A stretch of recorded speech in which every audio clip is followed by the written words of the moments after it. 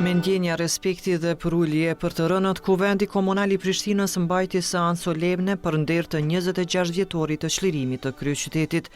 Kryetari i Komunës së Prishtinës, Parim Rama, e vlerësoi këtë ditë si piknisjen e një epoke të re për vendin. 11 qershori i vitit 1999 shënoi në një anë fundin e një okupimi shekullor, e nga ana tjetër ishte dita e parë e një fillimi krejt të ri.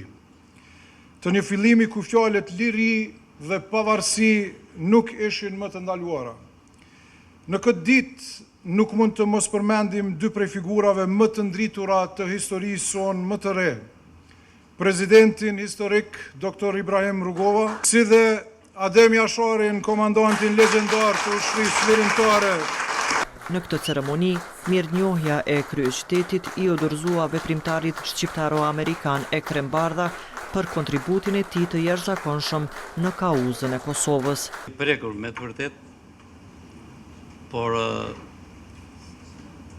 mund të them, zoti kryetar, sonja dhe zotrinj, prap e mendoj që është e vërtet që unë të jem në Prishtinë dhe të gëzojmë, të festojmë pavarësinë e Kosovës.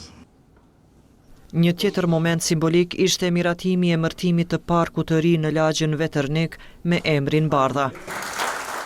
Edhe përfaqësuesit e organizatave të dala nga lufta nënvizuan rëndësinë historike të kësaj date.